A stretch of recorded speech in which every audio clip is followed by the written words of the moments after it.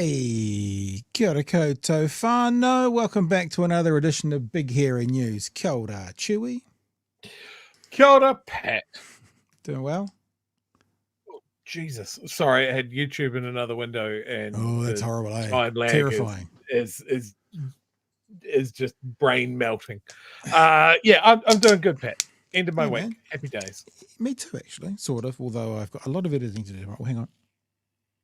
I just about got exploding head. No one wants exploding head. Hi, everyone. I forgot we were on the internet for a second then. I just thought you and me were having a chat, Chewy. How is everyone? Yes, tonight, right, hi. Welcome back. Kia ora whānau. Tonight's show, we've got a bit of a slim down show, sort of, because me and Chewy said last night, why don't we have an open Discord tonight?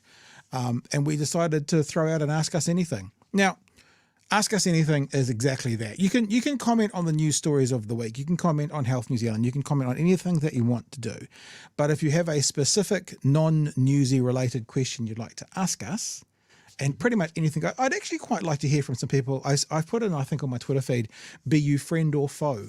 We do get a lot of echo chamber conversations going on, which is fine because that's obviously people who enjoy the show. But I'm always up for someone who's not a fan of our politics or what we're doing, respectfully and politely, made up a word there, to come on board and say g'day and see what we're thinking and ask us a question. So what I thought we'd do is you can, of course, join us on Discord, which we always get to. I pushed that one, didn't I? Is that right? Yeah, there we go. So here's Discord if you haven't been there before. And down in the bottom left-hand corner is a waiting room. See that waiting room just there? You just get yourself in that waiting room. You don't have to rush. I'll try and remember to do it in the order of people I see there, but it's a bit hard because if people could pop up there quickly, I miss it, and it does do it in alphabetical order. If you want to talk to us, that'll be in the second half of the show, maybe in the last third of a show, we'll say that. But the other thing you can do is if you want, is you can email us, bighairynews@gmail.com with your question. And I mean, should we do Facebook comments? I mean, you can probably send us a message through Facebook. It's a bit harder to find those because it's that whole bloody Meta Office universe and stuff. It kind of sucks. I hate it. So you can try that as well. Or you can, no, let's not do Twitter. Let's just do that. So you can either get on Discord and you can ask us a question, or you can comment on the news of the week, anything you want. Or you can email us primarily with questions if you've got anything. And I was thinking about it too. It's like really anything does go. Professional, personal. Doesn't mean we'll answer everything if it's a bit too personal. But if you've got any thoughts or questions, anything you want to know, got a burning question that you want to know about the show, about us, about what we're doing, about where we're going, about where we've been, then tonight, ask us anything. We'll just open it up. And we do have Harry Tam coming to join us. Harry Tam's going to come and join us. In Harry Tam's world, Thursday night's an important night because it's table tennis night. So he's going to get home from ping pong first. I know, big scary guy who talks about gangs off playing table tennis. And then he will join us, which will be around about 9:30. And we're getting Harry on board because we want to talk about the abuse and care inquiry. And who would be better to talk to than Harry about, oh my gosh, look at the head of that bottle. That's a fairly inappropriate position. Just move that over there. About the link and the connection between the historic crimes, I'll put it that way, committed on children and the funnel to gangs and to prison. So that's why Harry's coming to talk to us. Like we say, we love being the dumbest in the room and we get people who have the experience to come and have a chat with us, who come and talk to us. Cool? Cool. Yeah, and then other than that, there's a couple of other little things I want to talk about. I realise I've talked a bit about Piers Morgan over the last wee while, but the more and more I'm sort of watching him, he's popping up on my feed, the more I'm kind of, he's bizarre. It's a bizarre situation that he gets on these people to have like a panel conversation. But like I put up that the thing the other day, I don't know if we did it on the show or I did it on Twitter, where like a 23-year-old basketball analyst who's voted in one election was talking about, in my lifetime, this is the most serious election there's ever been. She's a 23-year-old basketball analyst who's voted in one election, and she's giving us her lifetime experience, whilst there's like 60-year-old men off to her left panel who have been talking politics for 40 years, but she's giving us her lifetime experience of voting in elections after voting in one. So it's a strange thing. He's probably trying to do almost what all of us in sort of independent news are doing, because you do see people talking on his show who are podcasters and independent news people. So you see people not coming from the CNN studio to there. It's from their setup like this, which is kind of cool, but it's also very commercial. And I don't know, there's a strange mix in podcasting and the kind of thing that we're doing, and then to put that into a $1 million product and try and make it feel like it's supposed to, yeah. Anyway, sorry. He accidentally asked on a very, very good guest. It was a mistake because whilst he tries to put himself out there as I'm just a journalist, his framing is always pro-Trump. His framing is always pro-Israel, no matter what he says. And he got Brian Tyler Cohen on, who we've had on the show clips a few times before. And yeah, doesn't go well. And I've got a little mashup of his to show you as well. I've talked a lot there, Chewy. Is there anything else you want to throw out there? Anything you want to No, I think with? you covered everything and all things all at once. Look, it's not a story that we're going to talk about tonight. Thanks for that, Pat. It's not a story that we're going to talk about tonight, but I am going to urge. I dropped this in Discord earlier tonight. It is a fantastic read, and I encourage people to go and it's a reasonably long article, but I encourage people to go and find it. It's this one on the Herald, and it is the result of the much reviled public interest journalism fund. But it's a story of a farm up north that has a historic past site on that was taken from Hapu because of $221 of unpaid rates back in the 60s. Wow. And sold to farmers. And just the story of the land, the story of the people, and the story about how it was returned to the Hapu. Yeah. It is a phenomenal read. And you'll know that one of the things that I always bang on about is, geez, it'd be great to have some context around the story. Yeah. I have not seen an article with more context given of the history of everyone involved and how this happened and how it's ended up where it is today and what it means. It is just a phenomenal read. Go and hunt it out. I urge you all. Cool. That sounds exciting. Seeing you've mentioned a little story, yours is incredibly interesting and serious. Mine's a bit more lighthearted and good news. Living in Taupō is a young couple. I think they're 19 years old each. 19-year-old couple who have worked at Pack and Save and saved up $140,000, and they've just bought a $750,000 house with lakeshore views. How cool is that? Oh, it's pretty cool, Pat. But do you know what I always do when I see these stories? What's that? You look for the hook.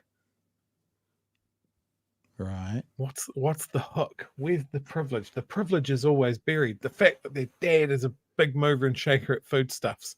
It's right at the end of the article. He also, I mean, he's also as a property from them. He also has a property investor. He said that they say in the article I watched it that he owns several of his own houses. But and they live with their parents for $100 board a week. Like, good on them. They have saved a phenomenal amount of money. 140 grand. That was their deposit. But you can't do that without some serious help. Yeah, and also we don't know how much that 140 grand is a gift from a parent or whatever as well. But still, you know, we always talk about the other side of it. We always talk about the no one can get into housing, no one can do it, no first home. You know, yes, I agree with you. Chewy, look, the reason I own a house today is my dad had the capacity to lend me $35,000 for a deposit for the first house, which we paid him back, but then that appreciated to the next one, that appreciated. Without that, to be really fair, I'd probably still be renting. So I acknowledge that's happened with me and it's probably happened with them as well, but it's still good to look at them and go, now they've got to work hard to keep it. And they seem like they're savers, and 19-year-old couple going for it. Kudos. I'll tell you what we'll do. We're going to have a look at also another story about Oranga Tamariki today and the Abuse and Care Commission or inquiry, because we're being told that more children are being uplifted by Oranga Tamariki today than almost ever before. It's kind of a strange thing when we talk about abuse and care, what used to be. But if the system's not sorted out now and more kids are getting uplifted as we speak, then that's a concern as well. We'll do that second, because if Harry's due to be to us 9:30-ish, then that might lead up into then having a talk to him about it. So what we will do to start off with, Joey, is let's do this conversation around Mr. Piers Morgan and his show. Mm-hmm. So Piers had a couple of guests on. They had... what's her name? Nazi Barbie? Probably not fair to call her that. But she is, I keep forgetting her name. What is her name? I can't remember. It'll say it as it's going through. Oh, there we go. Tommy Lahren, who is, It's been a while since I've heard from her. Yeah. She used to be the Fox News darling, and then she mentioned some kind of comments about, abortion. It should be a woman's right, and then all of a sudden she was deleted from the conservative talk, I think. But what I wanted to show you her comments first, because her comments is what the right is doing in America at the moment. The right in America at the moment are losing their mind over Joe Biden not running. And I was watching a podcaster, Florentini, I think her name is, and she said in another one of these conversations, isn't it tough for the opposing baseball team when they put a new pitcher in, and they complain because they'd spent all their time prepping for a right-handed pitcher, and then they put a left-handed pitcher in, and all their plans go out the window. And of course, none of this matters because no one is the nominee until after the convention. So it doesn't matter what they were preparing for, and they're all saying it's wrong. And impeachment articles have been pulled up against Kamala Harris and all sorts of things. But I wanted to play hers first, just to show you, it's not very long, hers only about 60 seconds. This is what the right's doing at the moment. I don't know how they think it is a winning formula, but they're basically screaming, that's not fair, Joe Biden should be running. That's pretty much all they've got at the moment.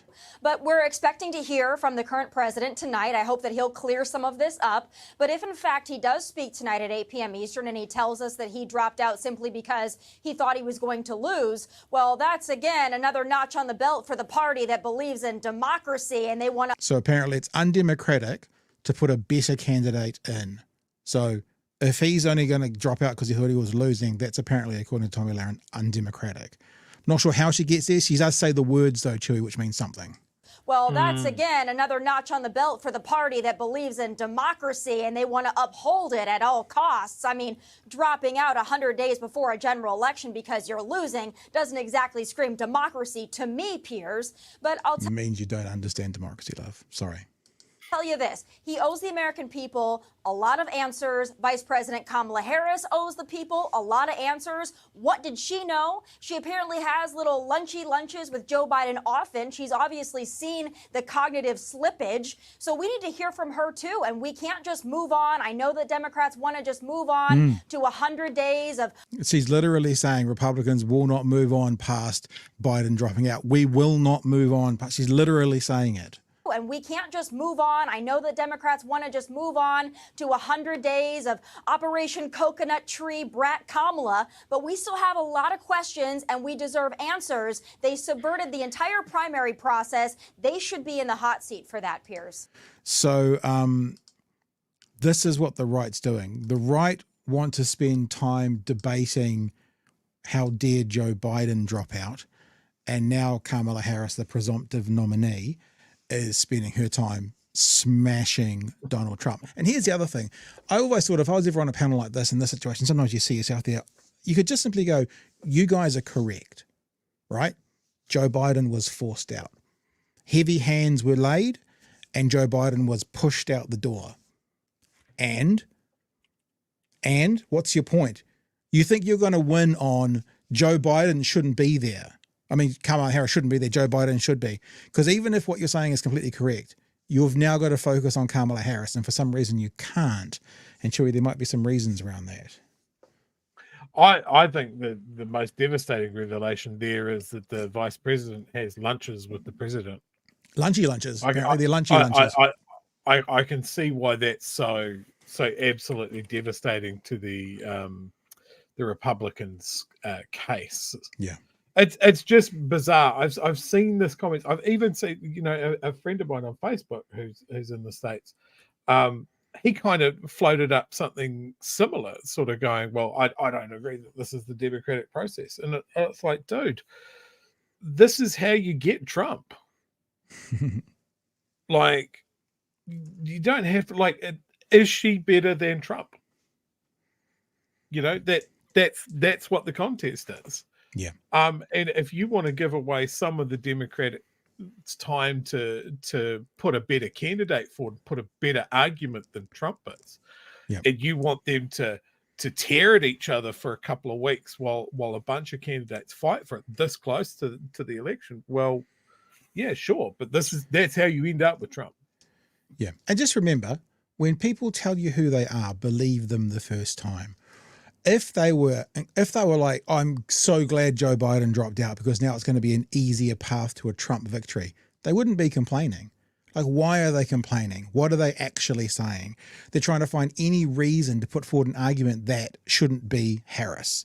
That's it. Why not? Because they know. They know Harris is a harder beat, even with all the, the positive vibes from the world that Donald Trump's got recently with the assassination attempt, even with all of that going for him, that Kamala Harris is a much harder beat. And so they're looking for a way. I don't know who they're selling this to because it's only their base that's going to buy into this. Just before we carry on. Yep. There's a couple of people watching that are trying very, very hard to get through the auto moderator. Okay. And can I just give them a wee tip? Calling the two of us spastics probably isn't going to go through. Probably nor is calling every left voter with a rotten brain not going to work. You're welcome to stay. You're welcome to scream at your TV otherwise. But if you want to debate, maybe bring something a little bit better. Or get on Discord Just and we'll talk saying. to you shortly. Look, okay. Okay, perfect way that you always introduce these unwittingly to get into the conversation as it went on to part 2 with Brian Tyler Cohen. Now, it's like the right's going culture wars, unfair, culture wars, unfair. And the left at the moment is going fact. And it's exactly what he does here to Piers Morgan. Brian, it seems to be a question of unity.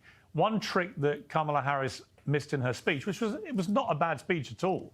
But one thing she didn't do, she didn't allude to the assassination attempt on Trump.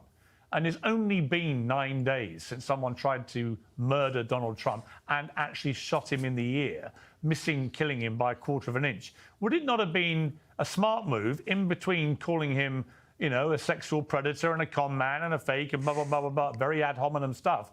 Would it not have been a smart move in terms of unity had she just taken a moment to acknowledge the assassination attempt and say how pleased she was that he survived it? Something of that nature.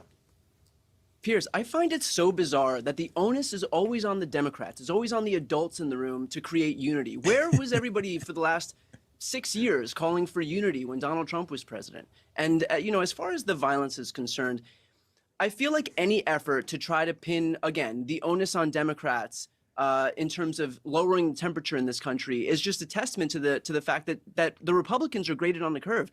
Remember, it was not the Democrats. While we're talking about political violence, it wasn't the Democrats who laughed at Paul Pelosi being bludgeoned with a hammer. That was Donald Trump. It wasn't Democrats who called for military tribunals for Liz Cheney. That was Donald Trump. It wasn't Democrats who laughed at a kidnapping plot against Gretchen Whitmer. That was Donald Trump. It wasn't Democrats who called for General Mark Milley to be executed. That was Donald Trump. When you look at Tommy Laren's picture there, all I can imagine inside her brain is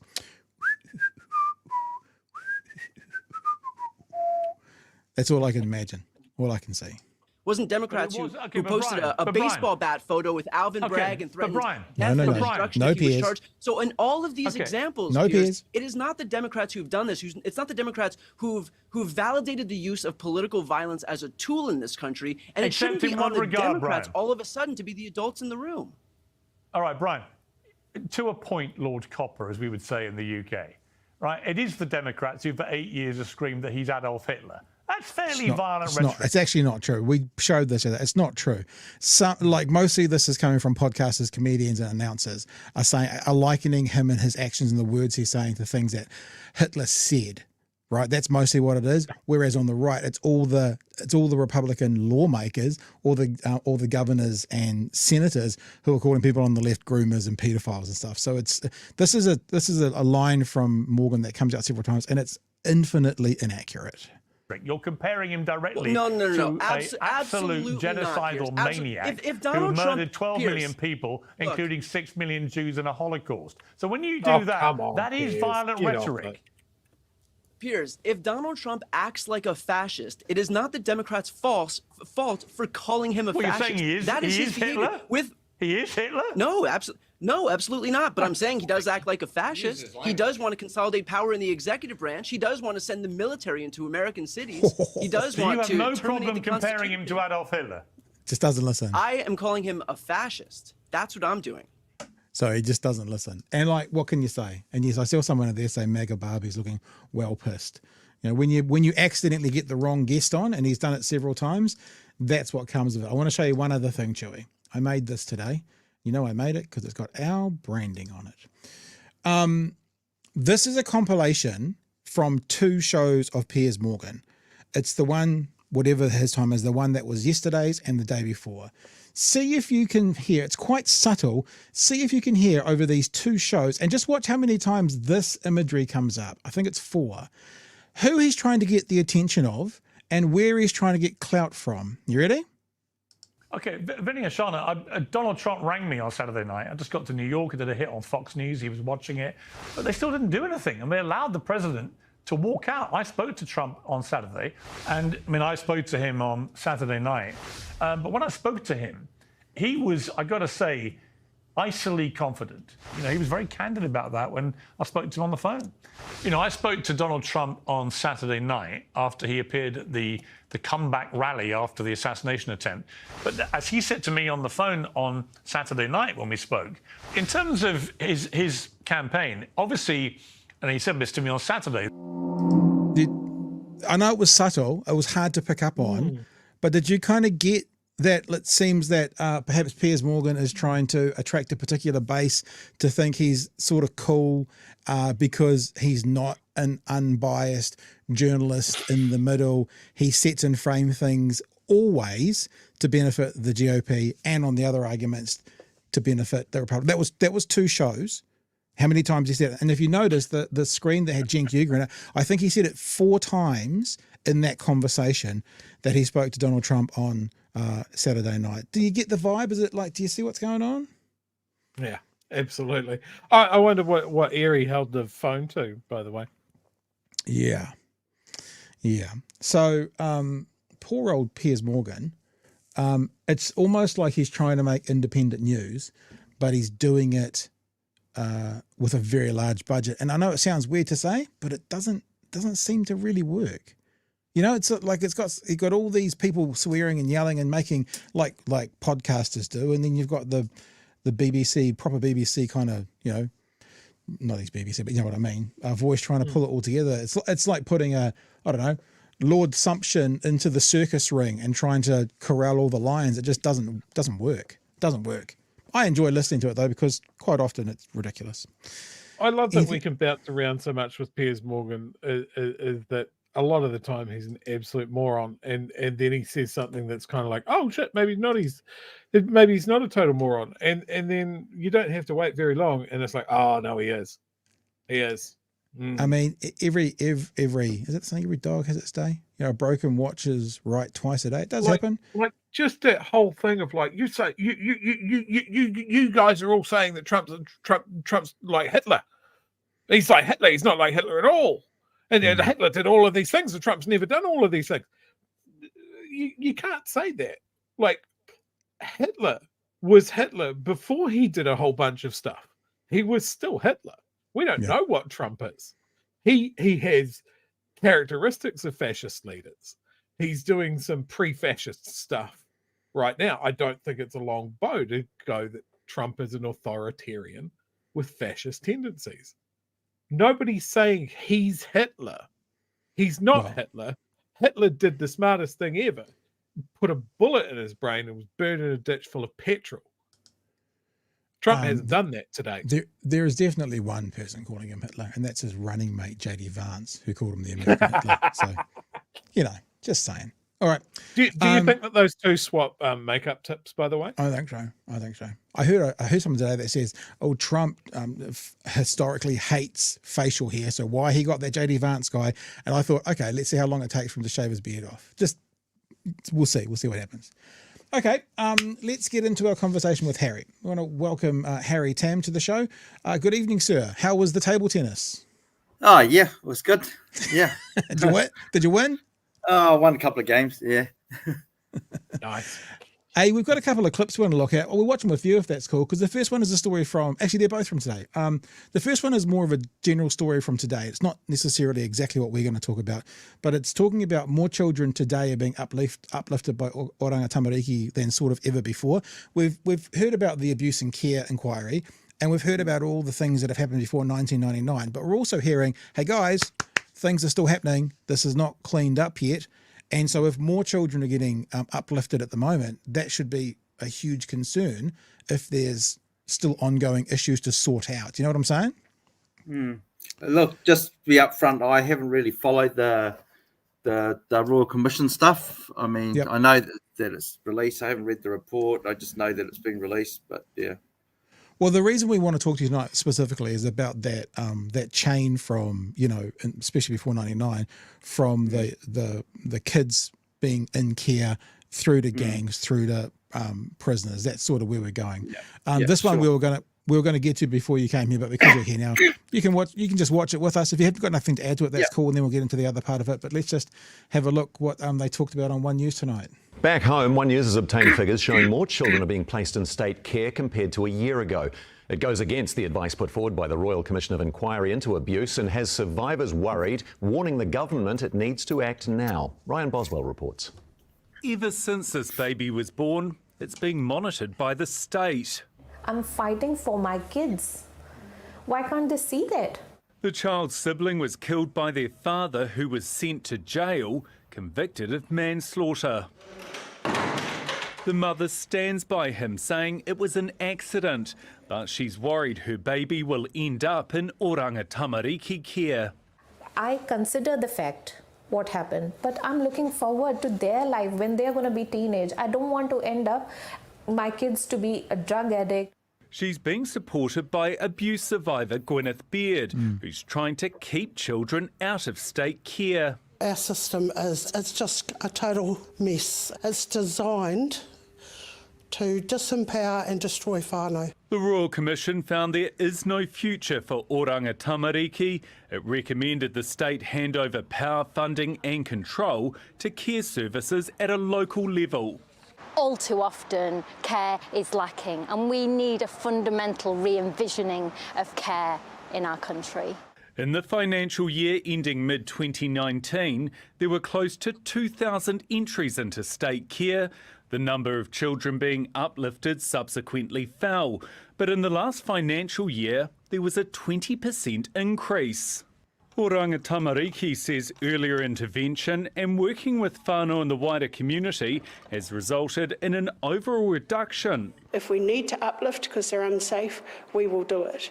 But when we do uplift, my expectation is that they are safe. Just as the Pike River tragedy led to WorkSafe, the Royal Commission says the pervasive abuse it's uncovered must lead to a new Care Safe agency. I don't like our young people being in care and protection, but what I would also say to you is we can't close down something without a solution. Oranga Tamariki adamant that for now, some children are only safe if they're removed from the home they're in. So there's a lot going on there, and like lots to talk about that we can talk about, Jenny. But one of the things I wanted to point out was Karen Shaw said we can't close down something without a solution. Chewy, how many times do we say of this government they don't have a solution for closing down? You know what I'm saying? It's like, and now you've got one of their ministers saying we shouldn't be closing down things without a solution. I know you said, Harry, you haven't really looked into it and stuff. You're welcome to add any thoughts to that before we move on. Do you have any thoughts or ideas around what you've heard? I think the thing is that one of the things that I pick up very quickly in this whole thing is that we kind of look at the issues in isolation, like by doing that, we ignore the other factors that contribute to this. For example, like it doesn't surprise me that there are more young people placed into state care over the last year. And history will tell us that this is going to happen, right? So if you recall the last time I was on your show, I talked about the history of how the formation of gangs took place. And it came about through the Mason-Garb report was instrumental in state care, basically, because it created a moral panic. And that's what we're in the middle of now. We're in the middle of a moral panic. And so officials and officialdom will react to that moral panic. So, the whole tough on crime slogan, right?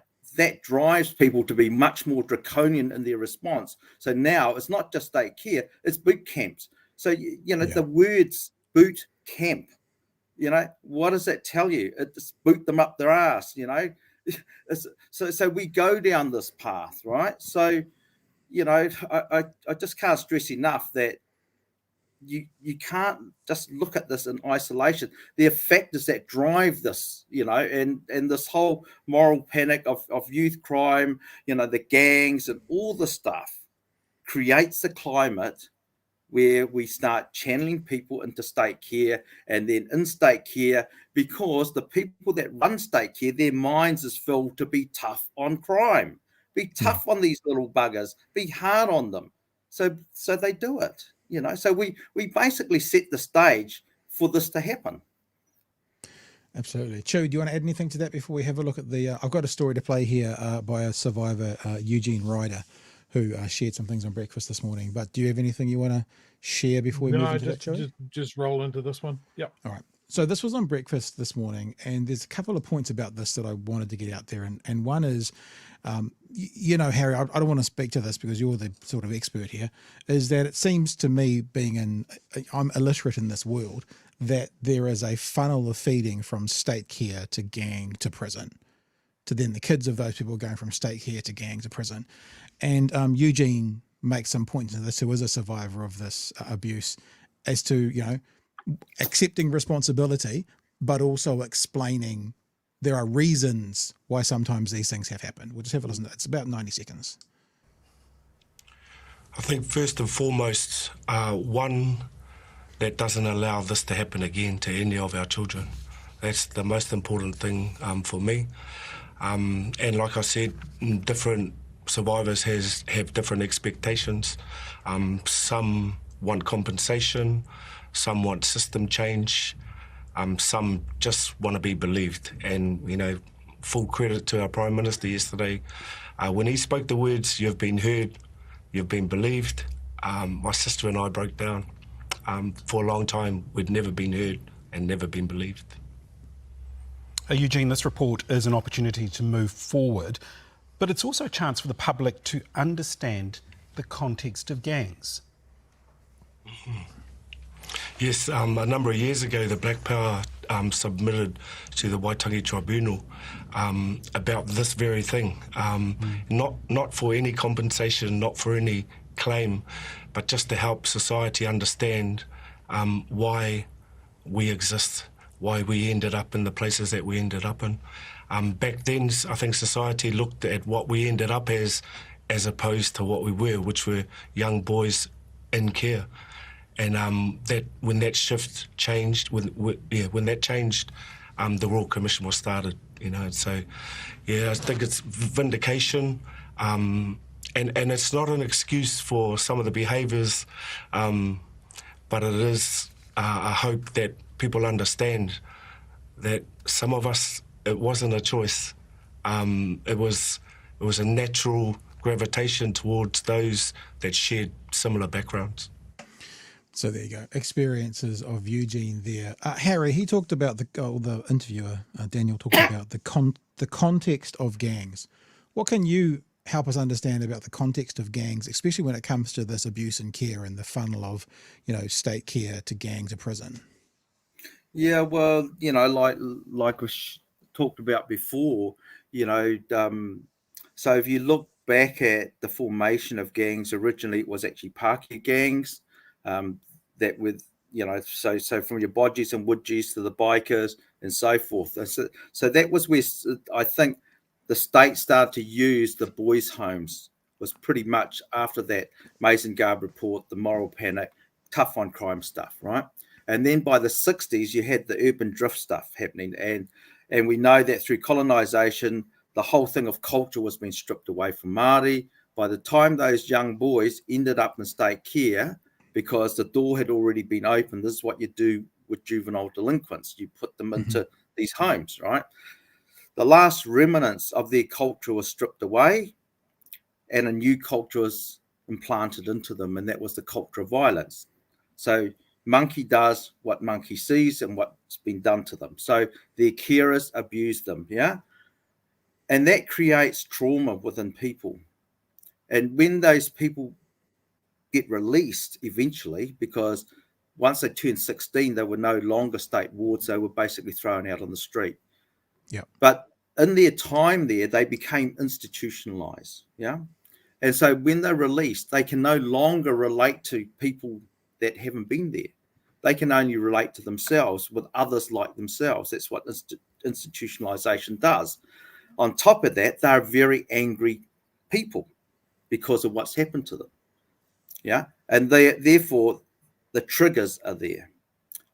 And then that behavior, because they start being violent, because that's what was taught to them. And then the next step, they go to Borstal.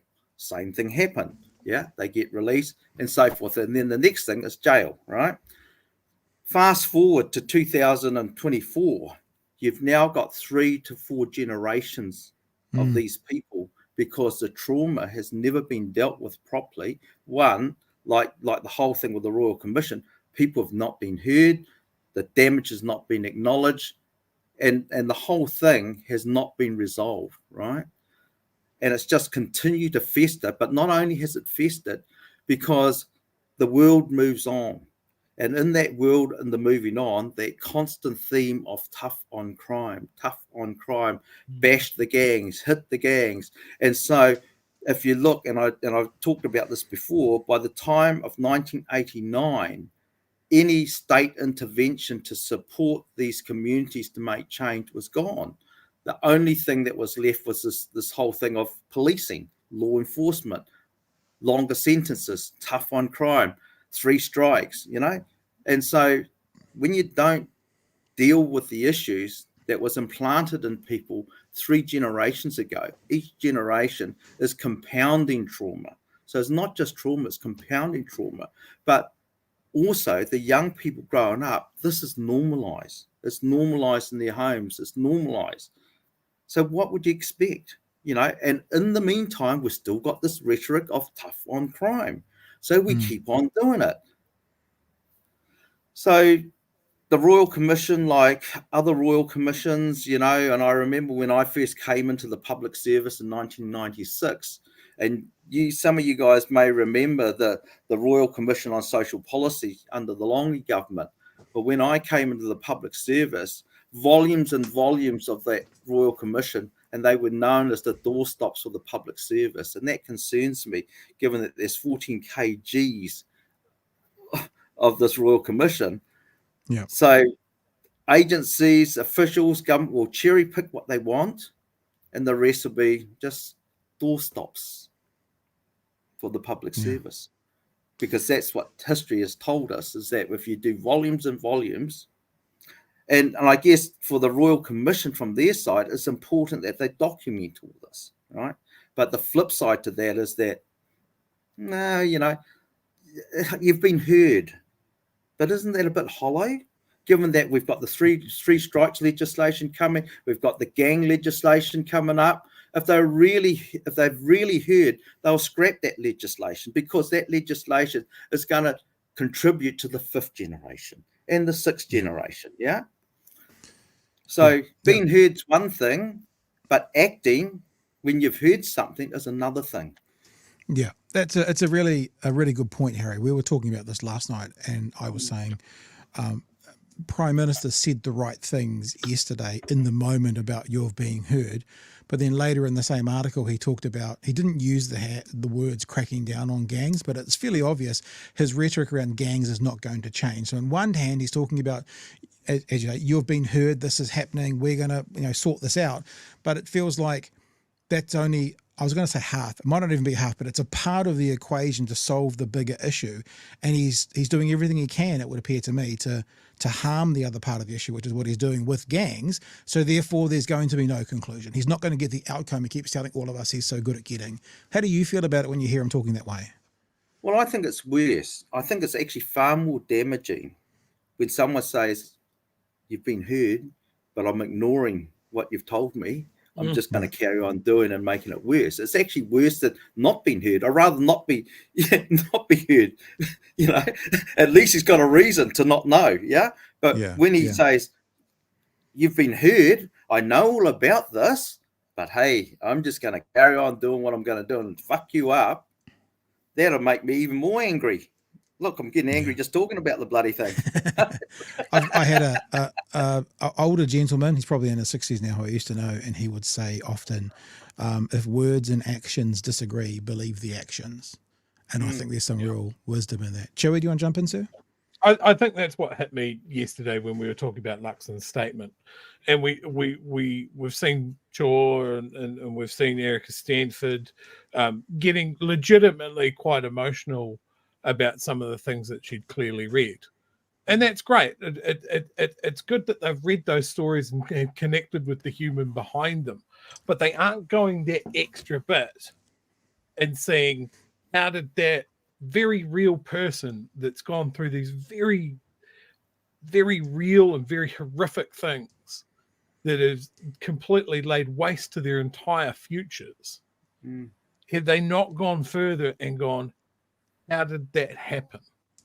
What part did the state have in making a series of decisions to put people into that machine that spat out the shell of the person at the end that had to try and pull their lives together? And some of them did. Some of them have taken that experience and been a very empathetic and very powerful voice for what we have here. But I'm not seeing that connecting of the dots from these guys that are so behind this tough on crime rhetoric. Again, it is just crackdown. There's no breaking of the cycle. And everybody that works in the space, they come back to the same thing.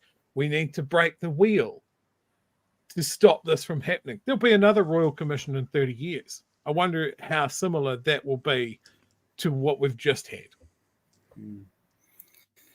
Yeah, I think the thing is that we it's become politicized, that whole tough on crime stuff. And I think, once you go down that track, there's really no solutions there, except the solutions that the tough on crime people will put up, right? And that's go harder, be tougher, more draconian, and, I mean, it's just no end to it. I mean, as long as it's like that, to be honest, I don't see much hope for change.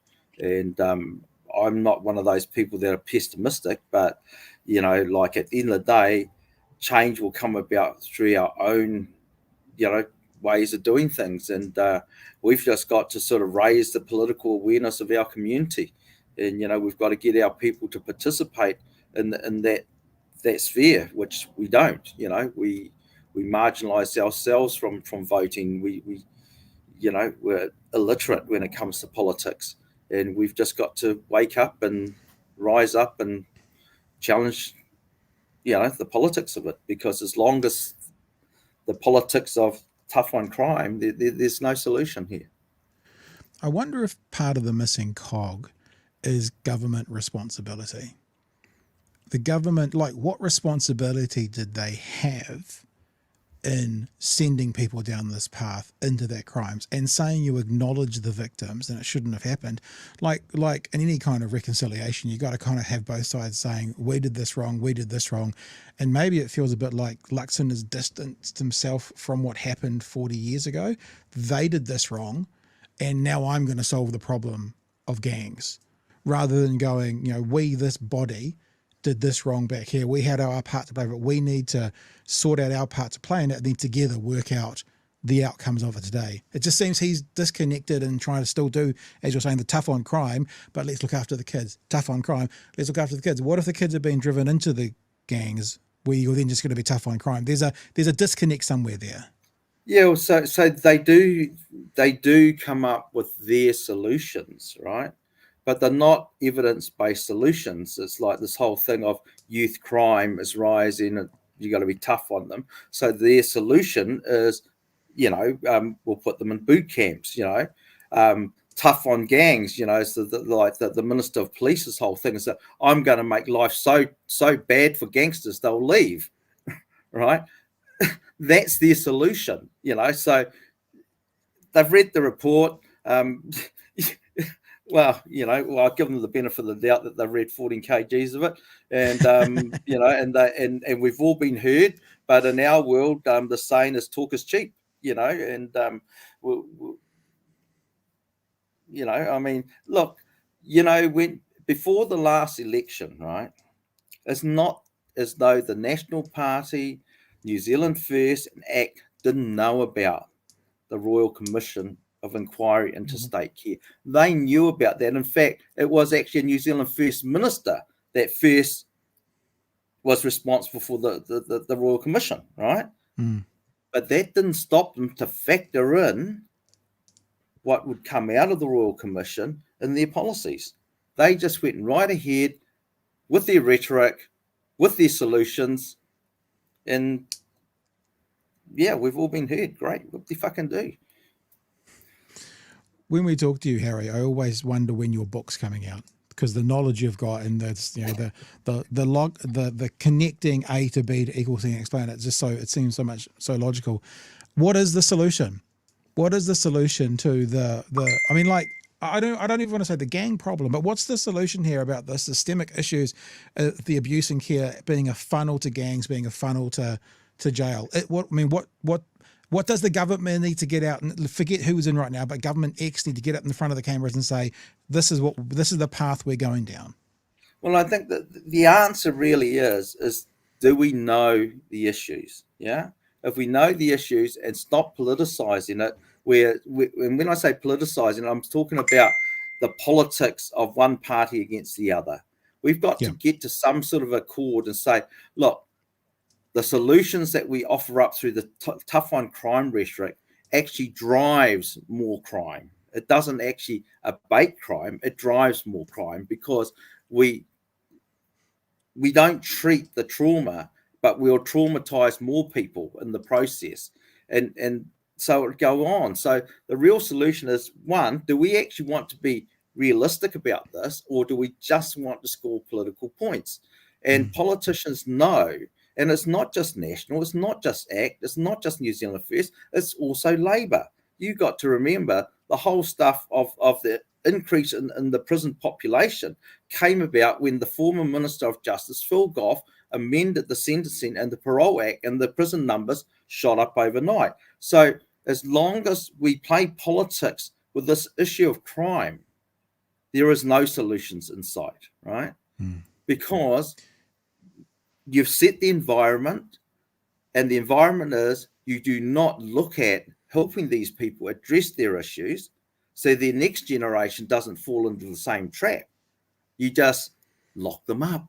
The whole thing of law enforcement, the whole strategy of suppression is law enforcement. That was the only strategy for gangs. Tough on crime, tough on gangs, take their patches off. They can't associate with each other. Being a gangster is an aggravating factor for sentencing. Look, you're railroading these people, but it's not them now. They're too old, most of them. They've either died off or whatever, but their kids, their grandkids, their great-grandkids are going down the same path.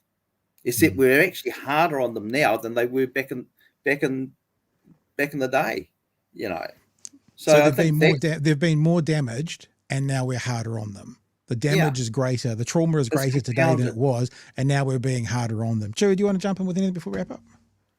Yeah, I often think, and look, I don't know. I've been on the peripheral of a MC gang before, but that was when I was very young. I often wonder whether an overlooked factor is the women that are around gangs. Like, a lot of these guys really care about their kids, and that's seen as a way of settling down and out of that tough life. But when you're locking dads up and that sort of thing, where does that leave the next generation? Well, I think the thing is that in many of the cases, it's not just the father. The mother has gone through the same process. They've gone through state care as well. They've been abused as well. So I think whatever it is, we actually have to look at it as the whole whānau, the whole community, and we've got to look at it through those lenses. You know, I don't think we can just look at isolation of this, the man or the child or the woman. That's a paradigm that policymakers like to do, because it's, you know, and I guess the thing is that when you've got limited budgets, you'll start sort of compartmentalizing things, you know. But in reality, it's a sum total of the whole family unit and the history behind it. I think the thing is, the other driver of this is the media. You know, as I've pointed out before, you know, they feed the moral panic. They sell newspapers. I mean, if you take a look at the Herald, they have reporters specifically to report on crime every day. I can't recall a day that the Herald hasn't had a gang patch. Hey, you know, and this is it. You see, like I've said in the past, most New Zealanders don't see gang members with their patches on. They see it through the mass media.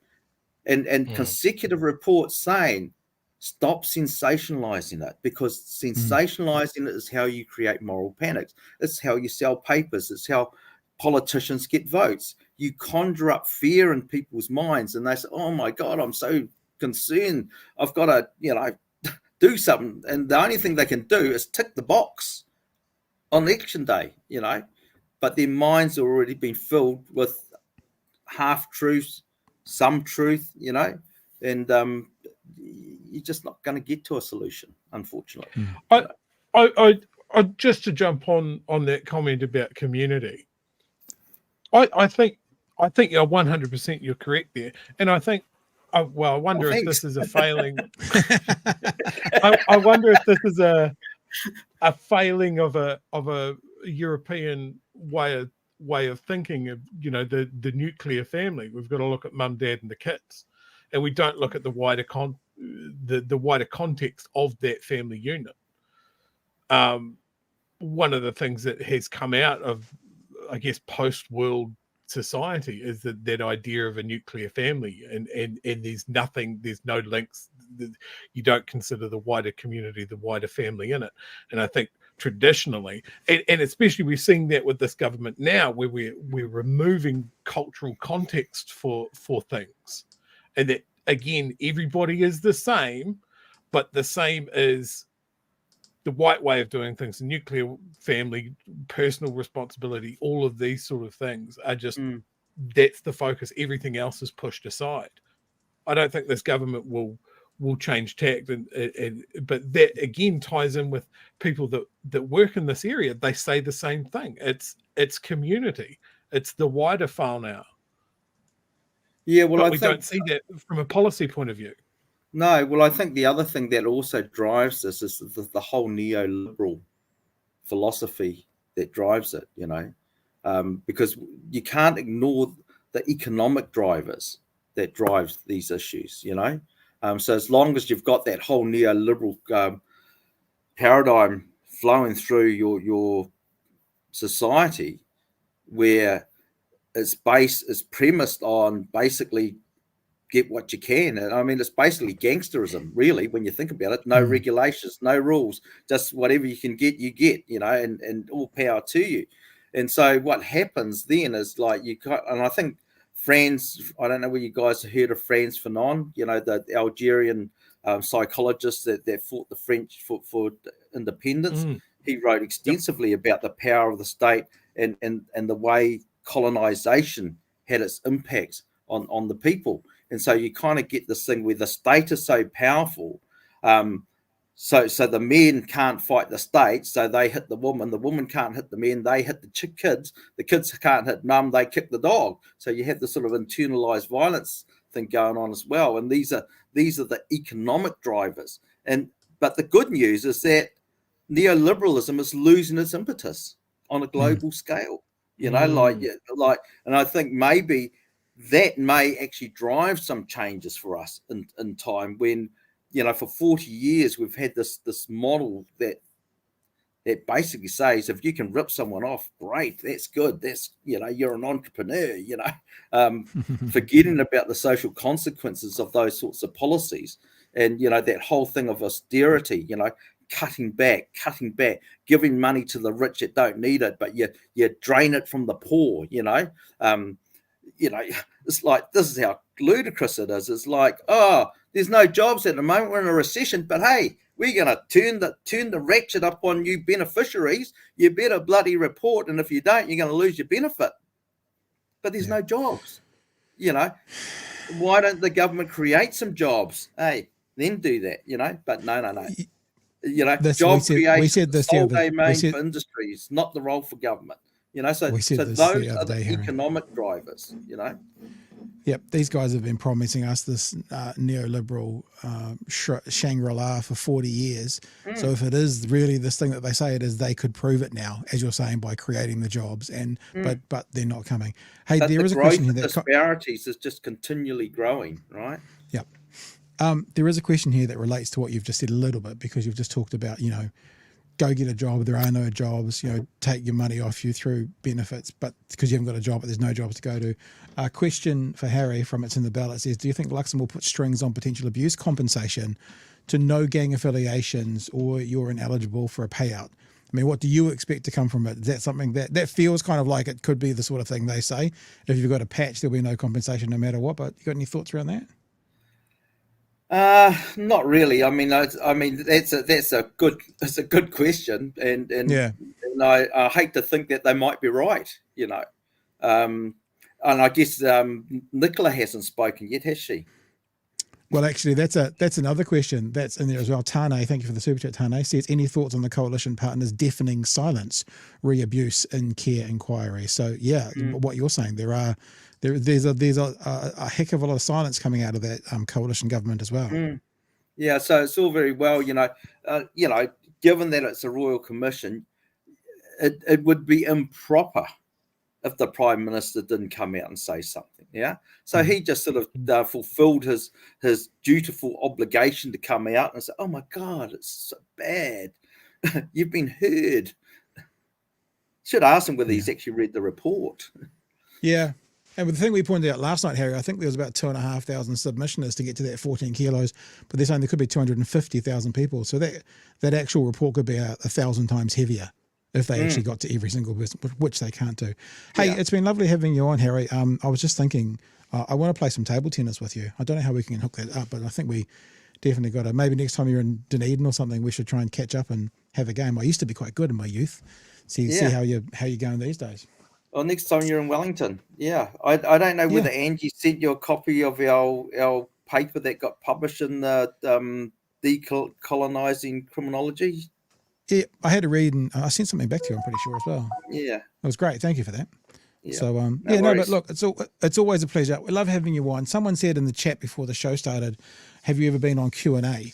Because you and Jack Tame would make a pretty spectacular half-hour watch. Have you ever been asked to go on?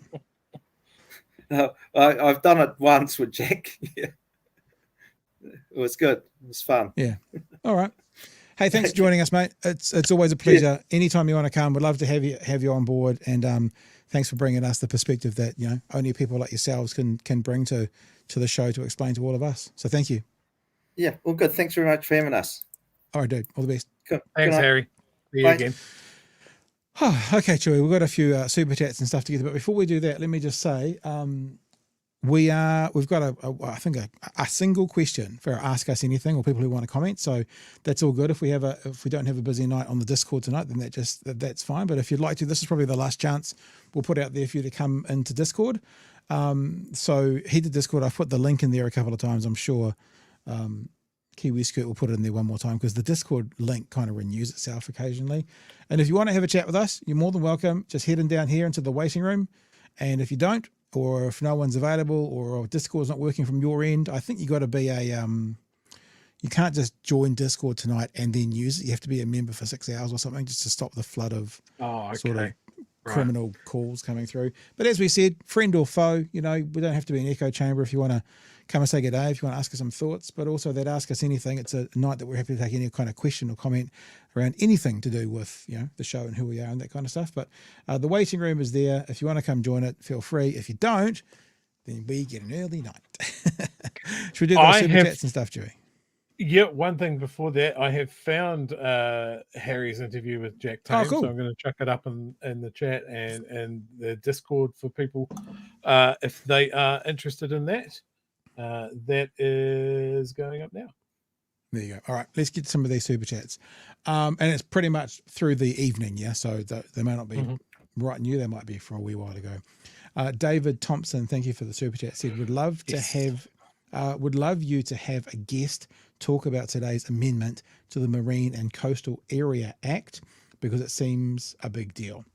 Okay, I'll put that in my notes. And I have had a skim read of that, and yes, it does seem very, very bad. It does basically shut the door on, in my understanding, the idea of different iwi or hapu making sort of like a cooperative claim on a seabed or foreshore type area. Right. So if they both have ties to this area, then only one is going to come out on top. It just doesn't seem to play nice with people that might be going through that process. But I did have a very quick read of it. Tawhiri, thank you for the super chat. It says, it's like Luxon. I worked hard and didn't need any help, yet his parents bankrolled him for one of the top 15 most expensive colleges in the country. Yeah, and that's what privilege is, you know. And I used to have a little, it jumps out of my brain, but something like something that you didn't earn, that you don't deserve, and that there's no reason you should have received it. And like I said earlier, my old man had access to borrowing $35,000 from the bank to then lend to me. And I see that as that was a privilege. I didn't nothing to do with me. Literally, it was all to do with my dad and his business and his workings. Got me that chance, and I wasn't born to deserve that. I just got it. From that point onwards, keeping the house becomes my responsibility. I remember speaking to a property investor once. We did a podcast, and I went, "Oh, you know, I'm lucky enough to own a house," and he was like, "No, you've worked hard and didn't." And I was like, "Well, actually, I was lucky to have the parents that I have that could have helped me out at the start. Yes, I've worked hard to keep the house, but it's just luck that I got the deposit for the first house." Yeah, so, you know, completely acknowledge that that's not something that most people have, and it's a privilege that I completely acknowledge. Lots of people get really tied up in knots when talking about privilege at times. It can be a bunch of stuff. Like this all of this talk about the abuse and state care cuts pretty close to the bone for me, because I know I came very, very close to being sent to a residential home in my early teens. Okay. I mentioned this in the chat last night, that after seeing a lot of these stories and who gets sentenced more harshly and sent to these institutions more easily, part of my privilege is that if I didn't have the family background that I had, if I didn't have the skin color that I had, I know I would have been sent to a residential home. Yeah. And that's what I talk about when people are talking about how privilege is a load of arse. It's not. You know, other times I've had interactions with police that have gone better for me because I'm not Māori. And I can say that because all of the evidence backs that up. 100%. You know, I've been arrested and I've been let go. And I've had diversions where I shouldn't have diversions because you're only allowed one. I've had two. There are people with a different complexion from me that were never offered diversion. Yeah. And they're straight into the machine. So, yeah. Bill says late fee was getting banned from an NZ Herald comment section. Well done. That means you've lived a good day if that's happened. Mata Heaps. Thank you for the super chat. I was wondering which derogatory terms for young they were going to use. That obviously came in at 17 past. Can't remember what we were talking about then. But thank you for the super chat. We appreciate it. Kookie says, was late. I'm sorry. Kiwi Bird says, a contribution to the Harry Tam Book Fund. Mama Mac, fear drives people to vote right, so it's a political choice to focus on crime. Okay. Tawhiri, Franz Fanon, Wretched of the Earth is so good. Is it wretched or wretched? How would you say that one? Wretched? I'd go wretched. Wretched. Wretched makes more sense. So, yeah. Yeah. All right. All right. Okay. So we've got a couple of people in the chat. There is also one. I'll do this first because I did get a message directly to us from someone on the AMA, and I'm not going to go into huge details of this. We've done this recently, but I'll give you a bit of an update. What I would like to know, this is from Kathy. What I would like to know: have your followers numbers increased? Because I'm hoping it has, so more of us are being made more aware of the dirty politics that goes on. The numbers go up when I put time into the product. In other words, it's just me during the day editing all those clips together, organising guests, all that kind of stuff. I've actually, on purpose, the last couple of weeks, done some other things like chopping and changing and seeing how I quite load things up and seeing if more people interact with our stuff if we do it in the morning or the evening. So probably technically this month is going to be lower than last month, but all that has done to show me is the way I was doing it last month is better. But when I say it's lower, we get about between 700,000 and 1 million views a month. That's across all of our platforms, so including TikTok, including Twitter, including YouTube. And this month will probably be more like 600 to 800,000. So it's down, but it's not massive. And we speak to about, how do I put it?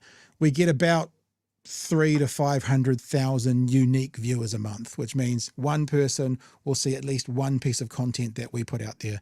And the month just gone is like 250 to 400,000 people. So I'm going to go back next month to the way I was doing it last month, and then that will continue to grow. Because we're still looking and talking always about the conversation of sponsors and advertising and that, it's always something that I'm doing and trying to see how it works, because I don't want to go to an advertiser and say, hey, 500,000 unique individuals see us each month, and then we do it slightly different and that drops to 400,000 because that's not what I've promised them. So I'm having a bit of a play at the moment, to be fair, Chewy. Anything you want to add to that? Yeah, I think there has been a lot of growth, certainly since right before the election. The debates, we picked up a lot of numbers, and people were clearly talking, and then the response of the election just really drove people to look for voices that they weren't seeing in the mainstream media. Yeah. And I think this sort of conversations that we've been having, we can tell when it really resonates with people. Yeah. And some of those have really surprised us. I think when we've been talking about issues around Te Tiriti and that sort of thing, because we're a couple of white blokes, it kind of hits a little bit different. And the reaction that we've had from Māori has been just staggering. Yeah. Because it's strange. I can only speak for myself here. Is this all seems really obvious to me, and I don't know. Sometimes it baffles me. I know where I am in the world. I know what country I'm in. I know the history of this place. And so when I see that people being really staggered that here is a Pākehā bloke from the bottom of the South Island just sort of going, no, this absolutely makes sense, and these politicians are getting it wrong. It's something I don't take lightly. Yeah. Put it that way. Yeah.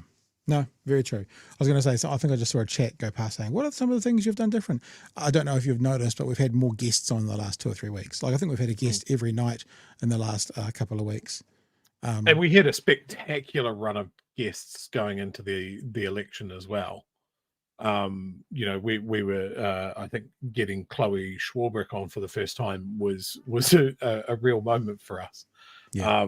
And since then, we've had Kieran McAnulty, we've had Chippy and that sort of thing. And as we talk to these people, and they obviously talk to their colleagues and go, hey, look, these guys are kind of worth your time. I think that really grows. Yeah. It would be great if we could get some of these guys on the right to actually come and have a chat to us. Yeah. Because we ask and they don't come. Yeah. So, and I think Chewy's right that the political machine on the left now sees us as worth being a part of. So Aisha Verrill was a good example this week. Mm-hmm. I sent out the email at 4:08, and before 5 o'clock they'd confirmed they'd come on. So it's good. It's good. I'd like to see, I probably have sent 6 or 7 emails to David Seymour's office and he hasn't been available. Never even hear back from the Prime Minister's office, but we'll still try. because people who think that we're biased and they go, oh, well, why don't you have such and such on? I was like, yeah, well, we try. If you know them, tell them to come talk to us. All right. Hey, let's have a bit of a chat with some people, shall we? Because we can do that. We've got the power. We've got the power. Now, I know that Kiwi was first, I think, and then O'Neill, and then Josh, and then, it looks like Chaos. So we'll start with Kiwi. And when we're about to start talking to you, these are the only rules about it. Have your YouTube feed turned off. So don't listen to us on YouTube. Listen to us through Discord. And other than that, as long as everything's working, I haven't actually ever checked. I always check, Chewy, to make sure that the system hasn't reset itself. So let's just give it a go with Kiwi correspondent and see how we go. Hey, Kiwi, are you there? You need to turn your mic on. Kiwi correspondent with the mic on. I'm looking. You can't see it because I can see it, but Kiwi. Oh, there we go.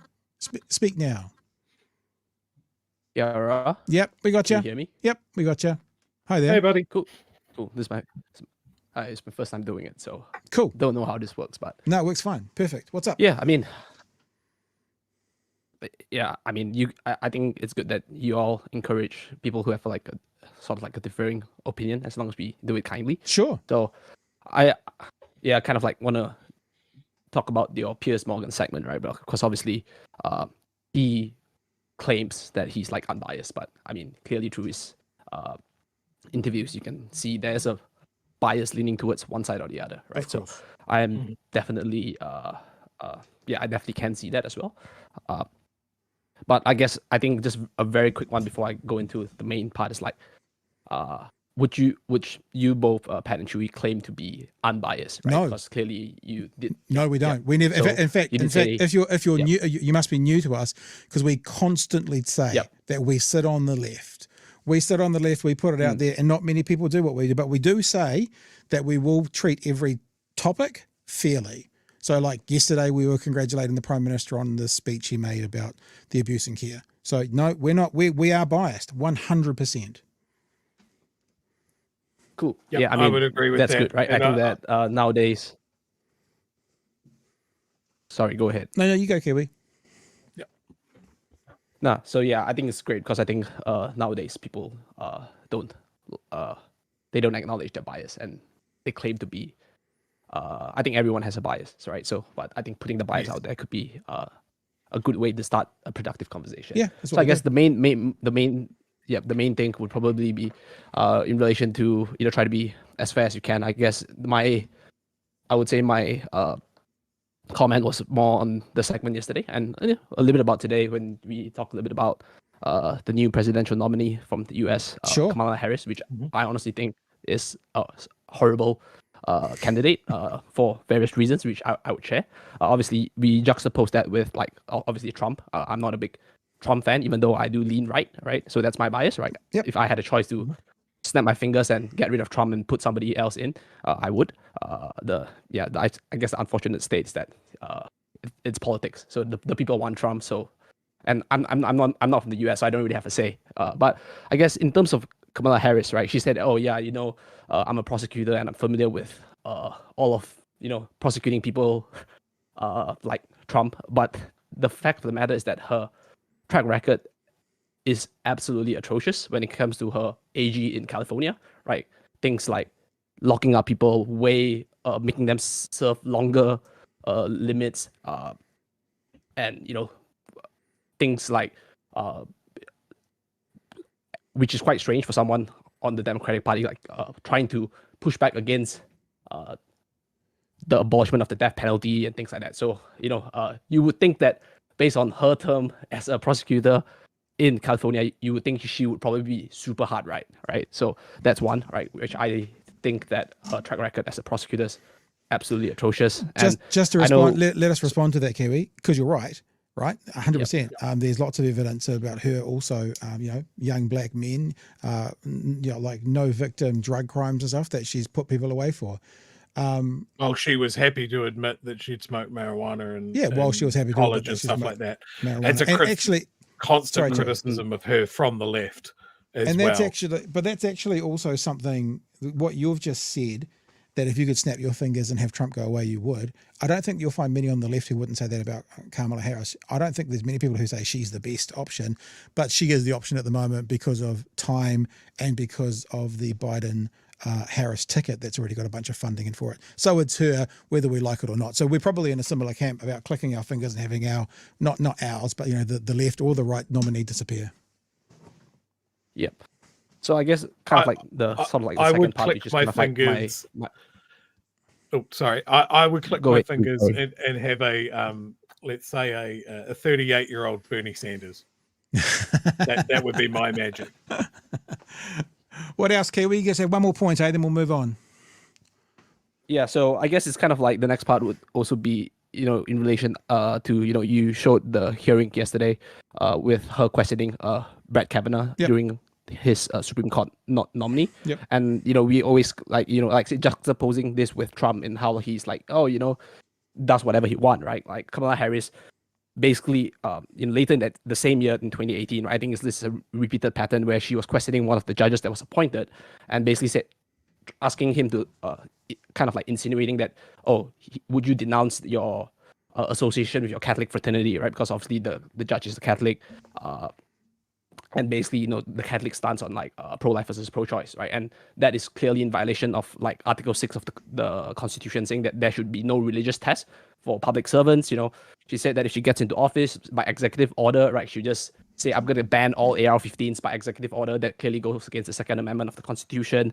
And basically, like, she just have made many claims that just by fiat or executive order, she'll just basically do what she feels is right or what she wants, right? So that is like, in a way, if you put that beside Trump, I wouldn't say it's like, January 6th, right? But she's also showing like tendencies of, potentially, I don't really care what the Constitution says. I'm just going to like do it. And in the interview, when someone said, she told Joe Biden, she said that, hey, instead of saying, no, we can't, in reference to the Constitution, why don't we say, yes, we can? So I feel like, based on what you said, I'm not sure like how she would turn out, especially you can see back in the time as Attorney General, she clearly has some form of like abuse of power just by locking people up. So yeah, well, I guess my response to you, and thank you so much for calling us, and we do genuinely appreciate it, is you haven't sold me on the fact now that Trump is a better option. I guess that's what I'd say. I also, like you, I'm not voting. Chewy's not voting. But if I'm now going to I'd have to research some of the things you've said. The thing about is directly against the Second Amendment. I think that's pretty easily unchallengeable because the Second Amendment is not about AR-15s. It's about the right to bear arms in case your government becomes tyrannical. It's not for defense. It's not for hunting. None of those things either. So that could be a conversation. But still, even if I give you everything you've said, and she has a problem in that area that for some people are concerned that they could lead to other more serious areas. That does not, for me, waylay the concerns of what Donald Trump is and would do. So I would still look to her as being the better choice of those two, even if I gave you all of those. Anything from you, Troy, before we move on? Thanks, Kiwi, though. That was a great chat. Appreciate it. I think that covers it. I was just daydreaming of a 38-year-old Bernie Sanders full of piss and vinegar.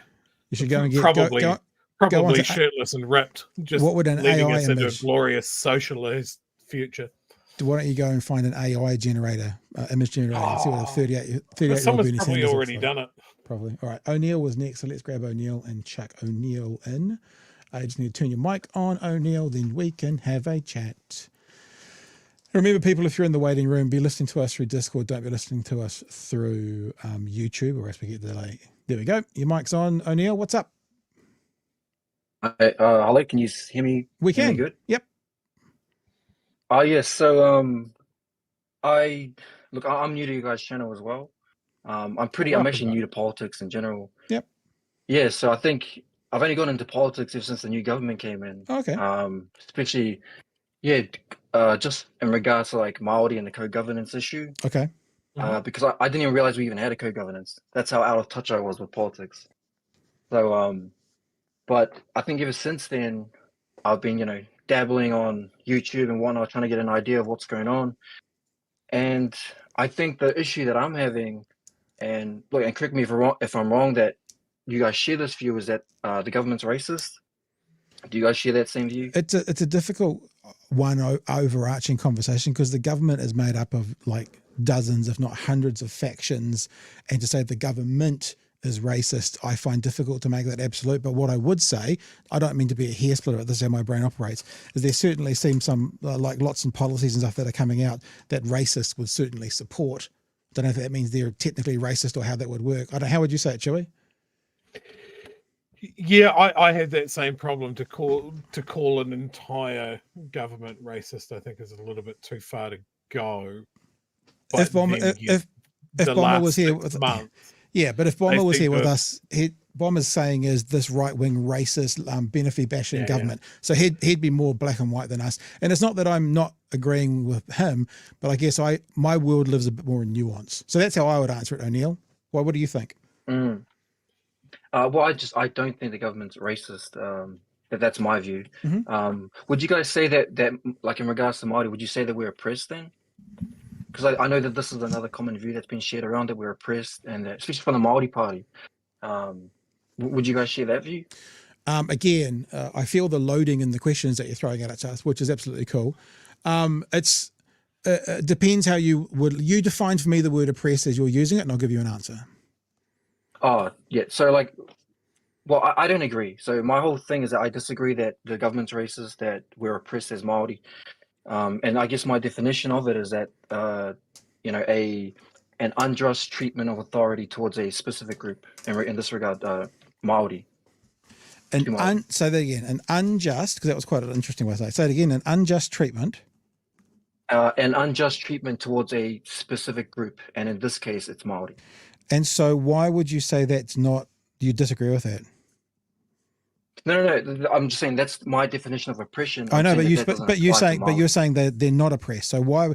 Because if you look at any stats per capita or anything like that, Māori are at bottom of pretty much all of them, disproportionately at the bottom of all of them, aren't represented by their numbers, and that would feel like it's an unjust treatment if you're not represented proportionally within the statistical analysis of society. And when they are represented, it's always overrepresented in the bad and underrepresented in the good. So why would that not be, in your mind, an unjust treatment? Yeah, well, that's the problem that I'm having, is that basically because of like actions and consequences. Like, how can you not disregard a person's actions and consequences that determine these statistics? Yeah, but you've just said person. Now we do this all the time, right? When you're talking about a person, you're talking about anecdotal evidence. You may not be oppressed. You might be a son of a doctor who was a son of a doctor who was a son of a doctor, and you might be absolutely first in everything you do. But data, research, looks not at the anecdotal story. We always say here, anecdotal evidence may, but more importantly, may not represent the data overall. So you've just said me. That you personally, no offense, don't matter when it comes to looking at societal statistics because you're an individual. So I'm not looking at me. I'm talking about just a person in general, right? Yeah, but a person in general doesn't matter when you're looking at societal stats, because a person is singular. Get these statistics from? From groups. They get these statistics from. Sorry. From groups, from everybody, like the whole group, the whole tribe, the whole pack, the whole scrum of people, not an individual. Yeah, but I'm saying, like, these are based off actions and like, for example, if a person goes and commits a crime, whatever, there's a consequence for that crime, right? Yeah. I didn't see how that's anecdotal. Yeah. And right, I think so find there is that if you're wanting a completely even starting point, and that's where these arguments always really struggle, right? So, say you have two versions of me. One of them's me, one of them is Māori me, as an example. We both go out and do the same crime. The statistics show, and this has been studied, that Māori me will end up with a stiffer sentence, with less assistance, will be in sentence harsher than Pākehā me. Which sounds like an unjust treatment. We see that same treatment in our health and education sectors as well, and we see it going back decades. And I get where you're coming from. People don't want to be or consider that their lot in life is to be oppressed. that everything is taken out of their hands. And I'm not suggesting that's the case at all.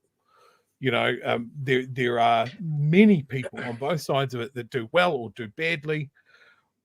But the fact of the matter is, when we look at these things, Māori are overrepresented everywhere where they shouldn't be. Their lifespan is much, much shorter because of that. It's a hard thing to unpack. So like, I think unjust is different from like, so there's, I would say there's different treatment, and then there's like unjust treatment. I think you can, I don't believe, like, I think that you can treat people differently. That doesn't mean it's unjust.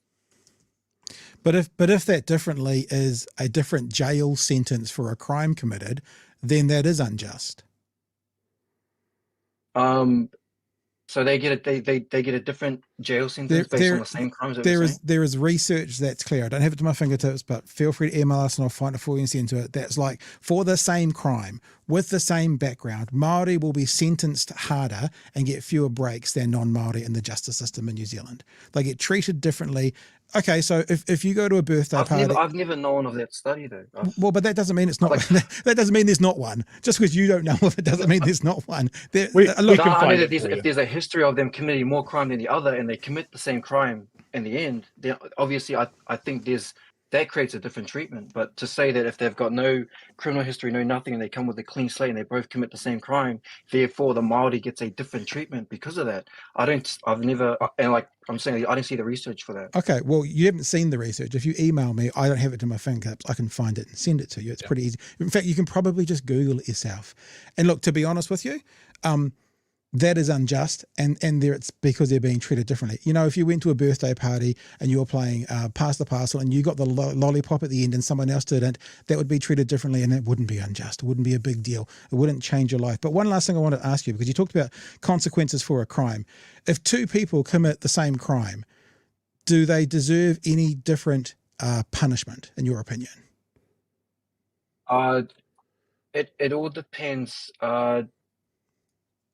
I guess on, like I said, if they've got previous history that has other influences towards that crime, I'd say you may be able to treat them differently versus someone that if it was their first time and they committed it. Maybe in that sense, yes. But if they both have no history of any criminal history and they both commit the crime, then no, they should be treated the same. Well, the research would say they're not. So, as I said, bighearynews@gmail.com. O'Neill, very thankful you gave us a call tonight. I'm happy to go Googling it if you can't find it, and I will find it for you. It's pretty easy to find. I really have enjoyed this conversation, and I am going to wrap it up now because there's other people. But I'd love for you to come back to us as well, because it sounds like you are genuinely looking for answers and seeking for them. We're always honest. We'll tell you where we sit politically. In fact, we're probably the only show of any sort in this country that has literally put our political compass on our Facebook page. So you can go and see exactly where we sit, me and Chui, politically. But as I say, we will call a spade no matter which political party is playing the cards. Right. So just like, so you guys do think that Māori are oppressed? Well, we've talked around this, and I asked you to define oppressed, and you said unjust treatment towards a specific group. I will answer you by saying this. I think there is very clear and obvious evidence that in society, at times, Māori are treated unjustly than other groups. So if that means that if you define the word oppressed as that, then that would be yes. I'm happy to use your definition, unjust treatment towards a specific group. Māori have unjust treatment in some areas as a specific group. So that's how I answer your question. Yeah, it was just because there's different variables that cause these different treatments, is what my answer was. And then I think we went to the research for it, but I was saying I haven't seen any research for that. Yeah. Well, as I said, I mean, honestly, a Google search will get you most of the way there, or email us and I'll try and find someone and send it to you. Thank you very much for your call. We appreciate it. And stick around, dude. We want to talk to you in the weeks to come as well, because you're on a journey, and it'd be cool to see where you land on your journey. Let's have a quick chat with Josh. Hello, Josh. Turn your mic on, say good day, and then we can be talking. I wonder if, there you go. I just saw it go off. G'day, Josh. Hey, how you going? Yeah, doing all right, mate. How you doing? Yeah, I'm not too bad, bro. What's up? Josh, what's up? Oh, you've got a problem on your end, I think, Josh. Try again. Say good day. Hey, sorry, I had something else go. We're good. You're very difficult to hear. So why don't you just rip into what you want to tell us or ask us or say to us, and then we'll move on. What's up? No, just on there about the gangs. Yep. I believe all the gangs, not just any of them, all of them, they sell drugs to kids. So any of them that are trying to, any little good thing they do during the week, whether they hold a community gathering and all that during the week, that is all to be disregarded by the amount of drugs they sell to children and the amount of harm they do to the community. What do you think we should do about that harm that the gangs are committing to communities, Josh? What's the answer? What's the answer? Yeah. Is all these blokes that get on there defending about them being in gangs and how the gangs bring communities together, forget about that and just remember that they sell drugs to kids. Yeah, but I'm looking for an answer. Like what we do in a conversation is we figure stuff out together. You've made a presupposition, which is cool. Yes, gangs sell drugs to kids. Yeah. Yes, bad. What do we do about it is what I asked you. What should we do? Oh, well, we should, the gangs should try to eradicate themselves. How about that? What was the word? They should what themselves? Eradicate themselves. They should eradicate themselves from their own community. Okay. Chewy, the gangs do more harm to their own communities than they do to protect them. Okay. Chewy, you wanted to add something? Yep. Look, I don't think anybody here is saying that gangs are good. I think what we're trying to do here is understand where the gangs came from and why they persist. And when we look historically, whenever a government has come in and targeted them, they haven't solved the problem. In fact, quite often they end up being their best recruiting agents. And that's where we're coming from. It's, if you want to look at it another way, I would say it's knowing your enemy. And a lot of the criticism that I've had for this government who's the enemy? The enemy is the gangs. Know your enemy really comes, you can't target something, you can't solve something unless you understand it. And my position is that nobody in this government really understands where the gangs came from and why they persist. And so therefore they won't be able to have an effect on the gangs. Yeah. It's a little bit like, Chewy, if you were a doctor and a person was sick, they had some kind of illness, you need to figure out exactly what that illness is. You need to be able to identify it, look at it, and then you can find what within the health system you need to do to eradicate that illness in a person. Just kind of going, let's just make everybody well, won't quite get to 100%. No, it's not about, that's not what I'm saying. No, that was I said that. Take me out of context. No, Josh, that's what I said. I don't say that was what you were saying. That's what I said. But you're welcome to finish up. It's the gangs have to eradicate themselves. But that's not good, Josh. Hey, Josh, we are a solution-based conversation here. That's not going to happen. That's not going to happen. So what else? Yeah. What else could happen? Well, no. Well, you get Harry Tam on, right, speaking about all good things that the Mongrel Mob does. He's a lifelong member of the Mongrel Mob. He might individually not be selling drugs to kids, but his community does. His Mongrel Mob community does, but he still wants to represent the Mongrel Mob. Well, that's inaccurate. He doesn't represent any gang. No, he doesn't represent. Look, is he a lifelong member of the Mongrel Mob? I've asked him directly if he's a member of a gang, and he hasn't answered that question, and that's all I can tell you. Is he a lifelong member of the Mongrel Mob? Every time I see him come up on the news, it says... Question was asked, and I have answered it. Josh, we'll give you one more shot, though, because the gangs aren't going to eradicate themselves. Do you have any solutions you can offer us as to how to solve the issues of gangs in New Zealand? Well, do you guys have any solutions? Well, It depends what you're looking at. Well, Chewy, why don't you offer us your solution, seeing Josh doesn't seem to get past eradicate themselves? One of my solutions was the cannabis reform. The referendum from last year would have had a massive effect on the revenue streams of the gangs. Been to jail and I'm. Sorry, you keep talking, Chewy. He's on hold. So we talked about that a lot, about the referendum, that when National were talking about being tough on the gangs and tough on crime, they blocked the referendum on cannabis. Yeah. Now, as much as the gangs peddle P and all of those other things, it's actually the softer drugs that are their go-to. Yeah. So if we'd had a sensible adult conversation around that and around drugs in general, to be honest, that would have had more effect on how the gangs fund themselves than pretty much any single action that is floating around in Mark Mitchell's head. There you go. So there's one tangible difference that we've offered. So Josh. you want to talk over anyone that's got a fucking same bit of advice? We weren't talking over you, Josh. You were on hold because Chewy was on. Well, you're clearly talking over me. No, we weren't, because we had you on hold. We couldn't hear you. We had you on hold because Chewy was speaking. But you're not on hold now. If you want to offer any other thing before we leave.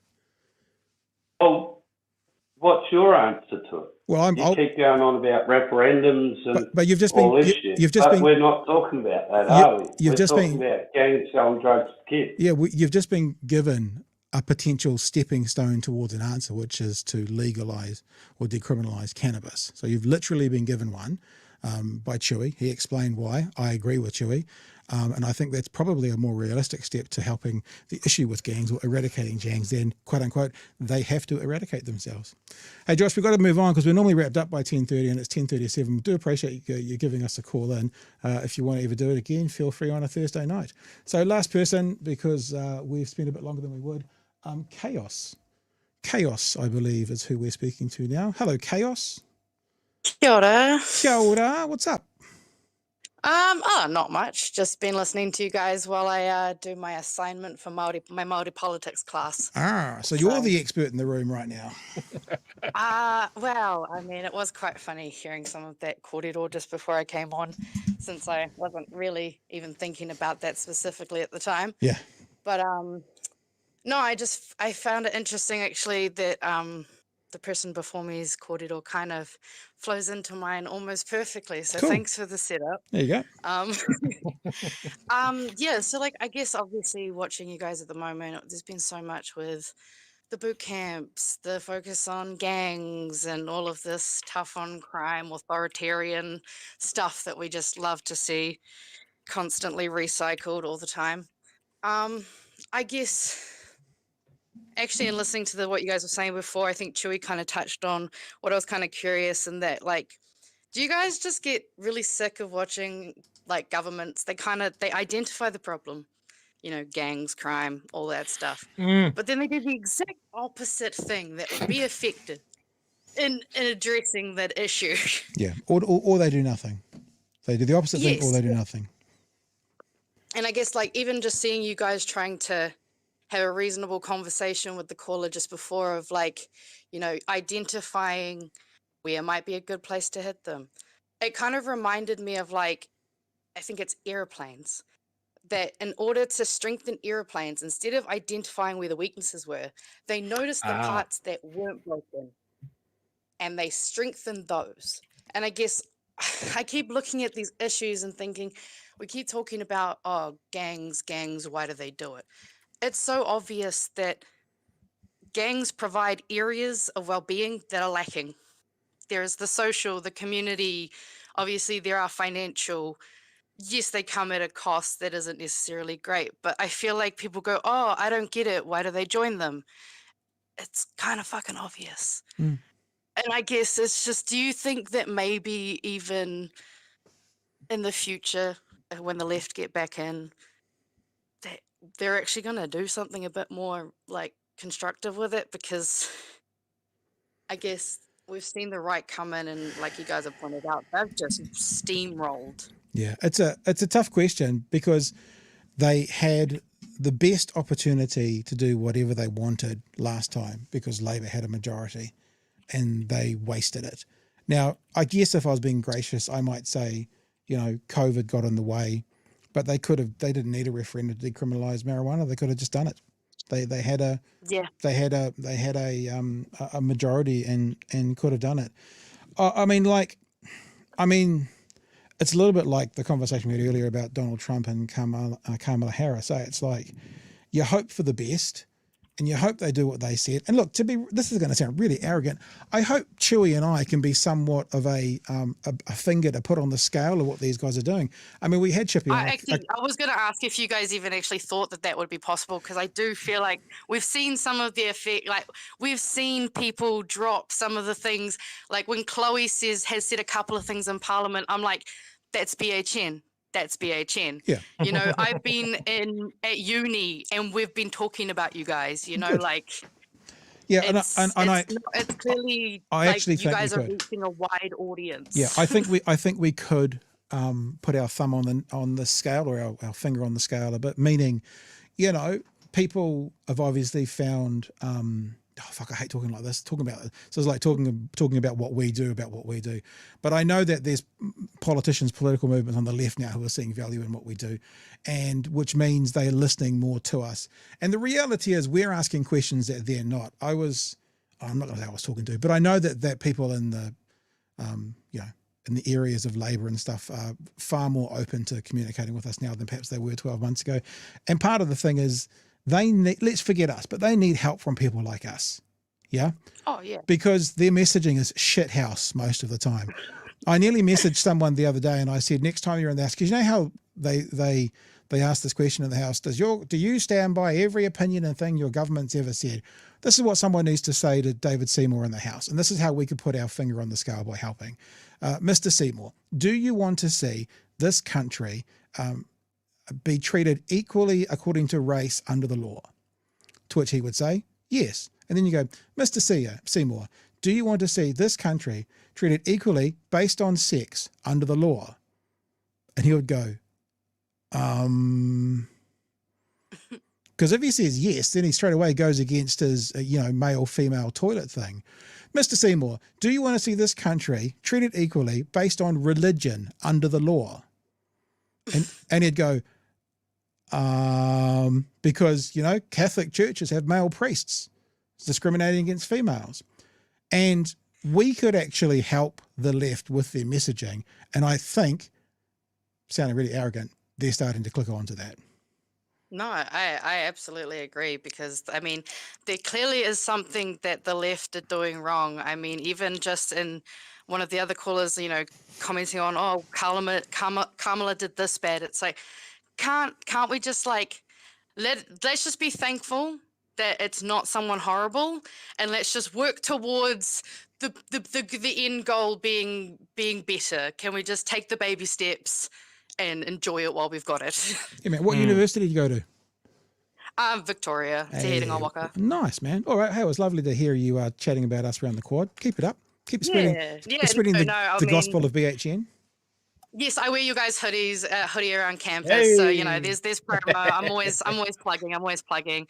No, you guys are awesome. I'm always telling everyone to especially I've even been trying to get my mum to watch you guys, because she might listen to some fellow Gen Xers when she says some cooked shit. I can send her you guys. All right, Chaos. Hey, thanks, mate, for calling us, and appreciate you giving us some time. All the best, mate. All right, Chewy, is there anything else in the super chats we need to get to? Because it's time for us to toddle off. Yeah, almost a world record show here, as highlighted by Justin here. For a long 90-minute hour, $5 super chat. Thank you very much. Mama Mac says, if a middle-aged white chick like me found you, then your reach is expanding. My 22-year-old son recommended you. Gold star to both of you. Nice. And thanks, you for Mama. the Super chat. Kiwi Skirt with a question. I want to know the history of Chewy's name, Chewy, please. I do a relatively good Chewbacca impression. In fact, if you're a long-time listener, you may have heard it once or twice on the show. But it really kicked in when I went to study radio and television down here. And when I signed in on the first day, the receptionist said, oh, God, another Michael. And so I knew I had a very short window to establish a workable nickname in a room full of people with the same first name as me. So I kicked in the door, ripped out that Chewbacca impression, Nickname locked in. So I've been Chewbacca ever since. Is your name Michael? Oh, fuck, I've doxed myself. Yes. That is my human name that my absolutely human mother gave me. Come on, you got to finish up with the Wookiee. All right. Thing. It's pretty good. It's not pretty bad. good. Ooh. I can't quite do it. I sound like a juvenile Wookiee, little one. What else we got? From Justin, $5 super chat. Goldsmith is catching up to Seymour as the worst human. Yes, he was the man that was front-footing this new discussion around seabed and foreshore type stuff with the tribunal, which I'm going to dig into over the weekend. Just a terrible person. Terrible person. What else have we got? Mr. Frodo. Not a super chat, but still a valid comment. I would say this government is racist because they've had so many race-based policies baked into their coalition agreement. And I would add as an aggravating factor on that is they did it so quickly. Yeah, 6 and look, I months mean, of I know just that unrelenting. Look, I know that there's going to be some people on the left, perhaps a bit further left than me, that get frustrated when I struggle to label an entire group of people to be racist in one hit. But I mean, I think it's sometimes hair splitting. Yes, there's racially charged language. Yes, they're doing things, putting in policies that racists will happily support. It's a little bit like that thing that I always go, Donald Trump voters aren't necessarily racists, but all the racists are Donald Trump voters.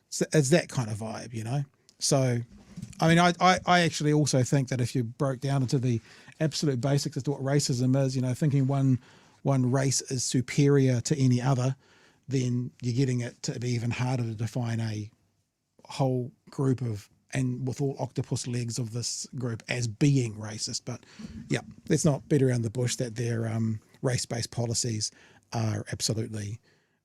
I'm happy to say their race-based policies are racist. There you go. Does that mean that the government's racist? Is that the difference?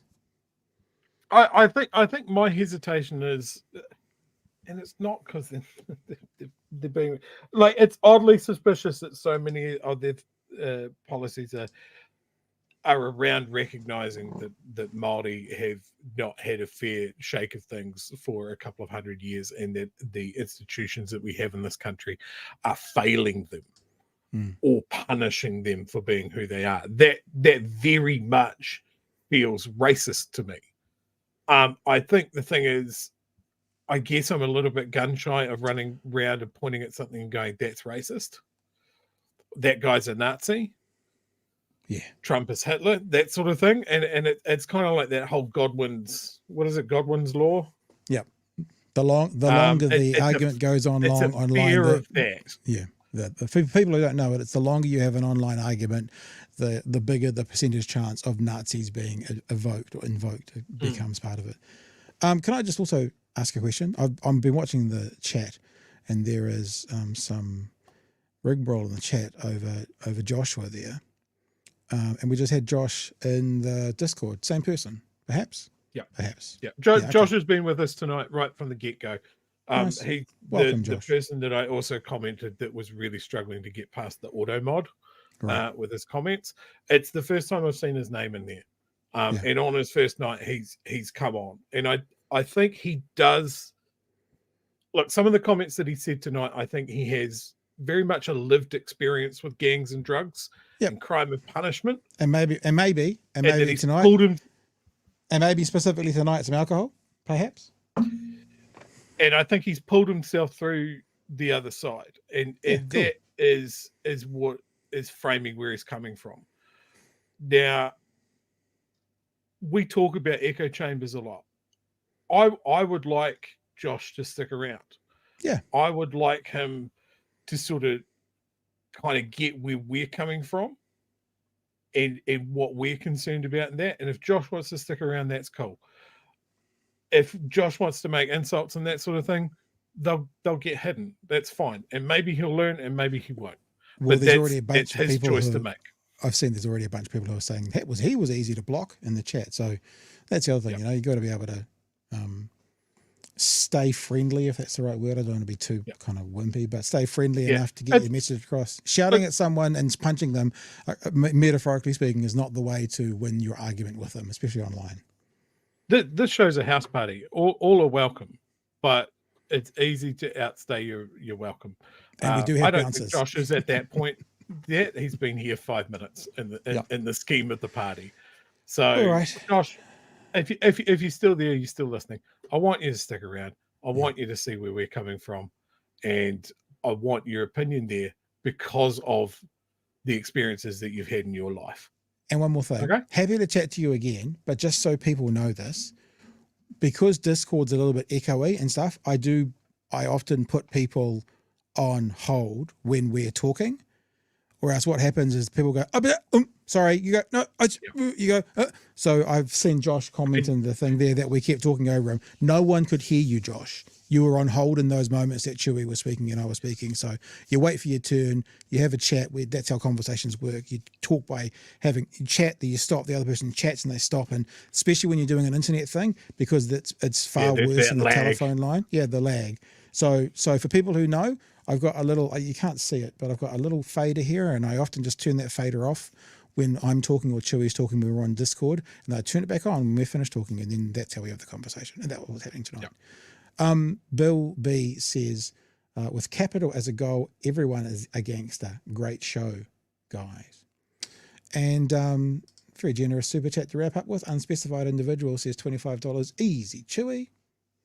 I don't know whether that means like take it easy or like you're easy. Maybe they know you. It's so vague. I'm confused now. What? Well, that I'm easy, or I should take it easy. Well, you are easy. Well, that was an easy Chewy impression.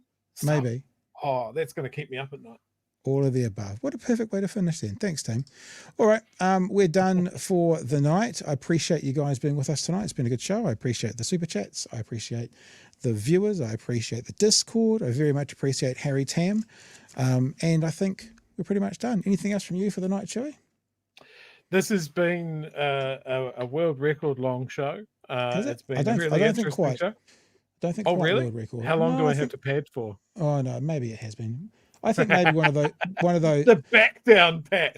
The possibly instant back down. No, possibly one of those election nights we did over 2 hours, but maybe not. Okay. Maybe not. Maybe not.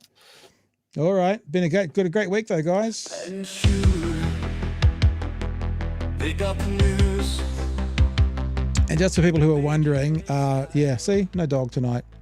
Dog decided to stay upstairs with the kids. Sorry about that. Rude. Where the politics play, they bring the truth every single day. Talking about the mess all over the land.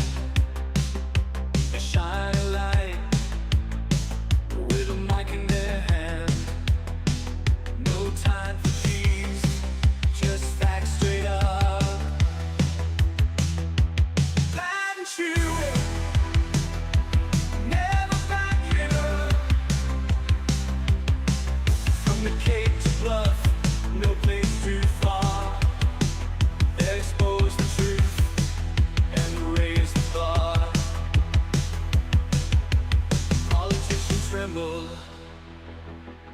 At their mighty voice, Pat and Chewy, they'll make the right choice. All right, team, thanks for being with us this week. We'll see you Monday night from 9 p.m. for another edition of Big Hairy News. Remember, if you are part of the competition to win yourself $500 by doing a theme song, technically it needs to be in by next Wednesday. We've got a few entries that have come in. If you want to find out more about that, head to the Facebook page that is pinned at the top. Easiest way to find out about it, or email us bighairynews@gmail.com. And we're going to give away $500 next week to someone who rewrites this theme song that shows all our lovely patrons. Patreon.com/bighairynews. Chewy. We will see you next week. You're all stunning. That's all. I like the pregnant pause. All right, team. Catch you next week. Hooroo. Cheers, fam.